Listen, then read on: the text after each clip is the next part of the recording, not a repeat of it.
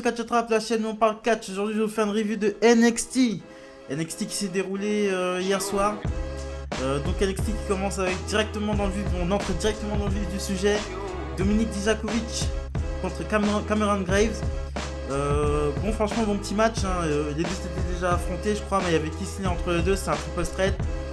Très bon match, mais intervention de Damien Priest qui arrive de nulle part, qui met un coup de barre de fer dans la jambe à Dijakovic, qui voit une blessure, et dès qu'il remonte sur le ring, Cameron Graves met son double stomp pour la victoire. Grosse victoire de Cameron Graves qui je pense ira défier Kisly pour le titre nord-américain, et Dominik Dijakovic a l'air vraiment mal en point. Il a grave mal à la jambe, en tout cas c'est ce qu'il vend, et les arbitres le ramènent en backstage. William Regal annonce qu'il y aura des matchs de qualification pour un match, pour un ladder match de Takeover Tampa, en Floride. Ensuite on enchaîne avec Finn Balor qui arrive sur le ring, fort de sa victoire contre Johnny Gargano.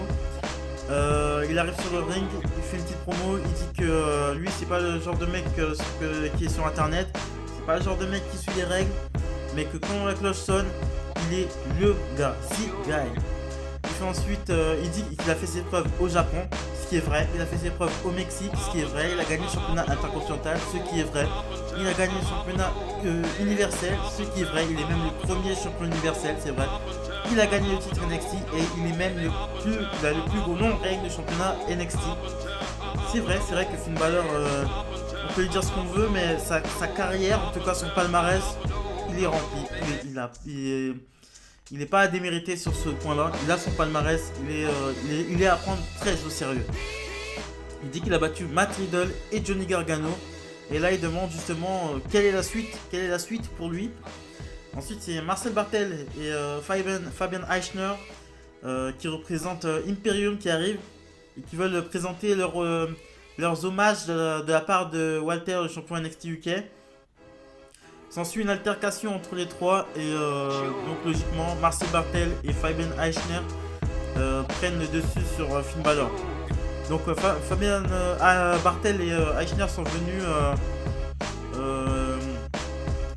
balancer un message à Balor, parce que Walter à mon avis veut affronter Finn Balor. Walter, vous imaginez Walter contre Finn Balor? C'est vraiment très lourd, très grosse affiche que j'attends avec impatience. Si ça arrive, j'attends la rivalité, comment ça va se dérouler. Franchement, après je sais pas qui sera face, qui sera heel, il faut toujours un face et un heel. Mais là on verra, franchement on verra. Là je suis extrêmement content que le chemin dont NXT prend, que le chemin d'NXT. Si on enchaîne Rhea Ali contre Mia Yim, apparemment c'était les débuts de Rhea Ali en télé. Très vite, intervention de Dakota Kai qui arrive avec son nouveau garde du corps, Raquel Gonzalez, ce qui permet à Rhea Ali de faire un roll-up sur Mia Yim et de remporter la victoire. Ensuite, Raquel Gonzalez monte sur le ring et détruit les deux. Donc Dakota Kai, nouvelle menace sur le roster féminin d'NXT, et Raquel Gonzalez qui est vraiment impressionnante. Donc ensuite on enchaîne avec le Velveteen Dream qui dit qu'il n'a pas fini avec Roderick Strong, qu'il n'a pas oublié qu'il lui a cassé le dos. Malgré sa victoire la semaine prochaine, il demande à Roderick Strong un match dans un steel cage. Il demande un steel cage match contre Roderick Strong. Donc il y aura Roderick Strong contre Velveteen Dream dans un steel cage match la semaine prochaine. Ça risque d'être très intéressant. Ensuite on enchaîne avec Austin Theory contre Tommaso Ciampa. Austin Theory, il a que 22 ans, franchement il se débrouille vraiment bien sur le ring. Il se débrouille vraiment bien. Faudrait voir ce qu'il donne au micro, mais franchement sur le ring là, franchement ils ont produit un très bon petit match avec Ciampa, c'était très agréable à regarder.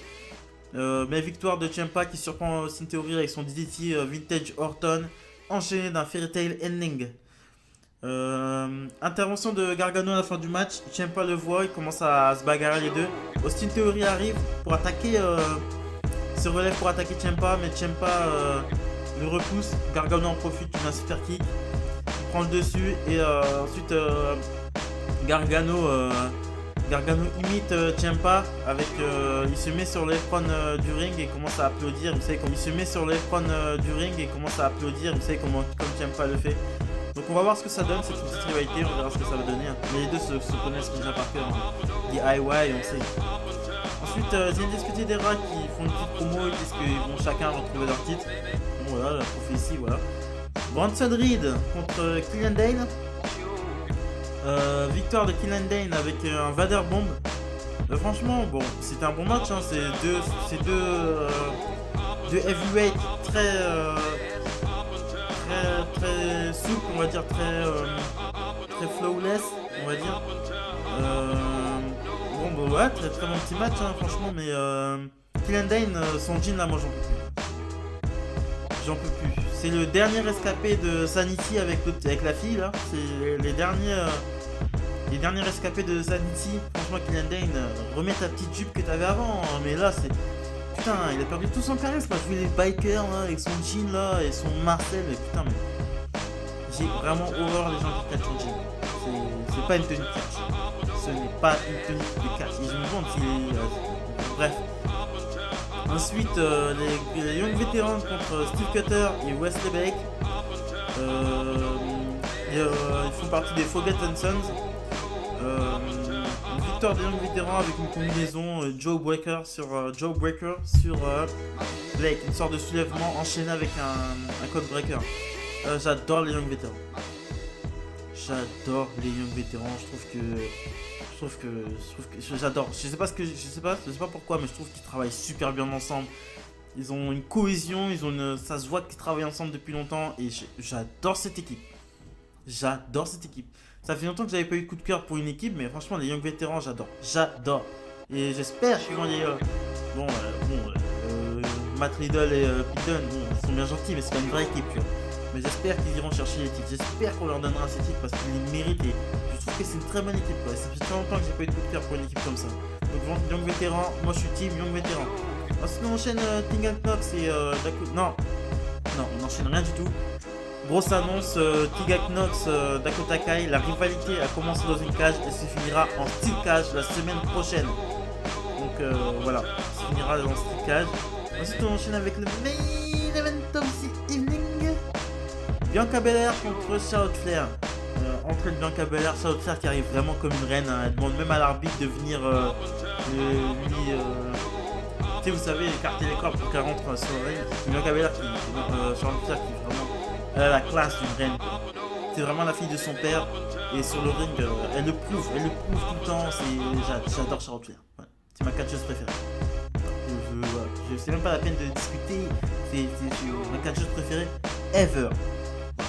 Je l'ai dit, Charlotte Flair, digne successrice de son père, elle a repris le flambeau de son père et elle le fait très bien.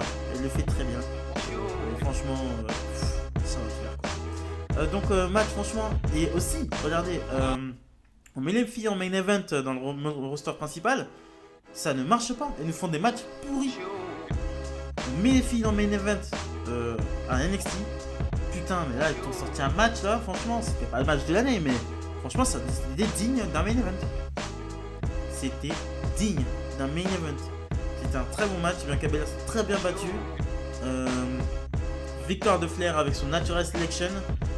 Ensuite, elle veut faire passer un message. Elle prend une chaise. Elle la met sur la jambe de Bianca Belair. Arrivée de Rhea Ripley. Qui met un peu de temps à venir sur le ring. Je comprends pas pourquoi. Charlotte Flair laisse tomber la chaise. Part sur une prise en 4. Rhea Ripley arrive sur le ring et Charlotte Flair fuit. Les choses finissent comme ça. Voilà. Ça c'est un bon main event féminin. Franchement, c'est un très bon main event féminin. Et de toute façon, la globalité, c'est un très bon show, très agréable à regarder. Il y a des histoires, il y a du storytelling, mais pas trop. Il y a du in-ring, mais pas trop. C'est le condensé parfait entre le in-ring et le storytelling. Alors que pour moi, dans le roster principal, il y a un peu trop de storytelling.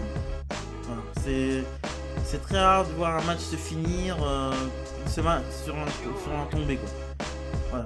Donc en tout cas, c'est ce que je pensais de NXT. Abonnez-vous, likez, c'est très important pour le développement de la chaîne. Salut les amis, on se retrouve pour la review de Super Showdown. N'oubliez pas, Super Showdown ce soir, 18h heure française, 16h pour ceux qui veulent voir le preview. Et voilà, on va se commenter ça ce soir. Abonnez-vous, likez, très important pour le développement de la chaîne. Salut les amis.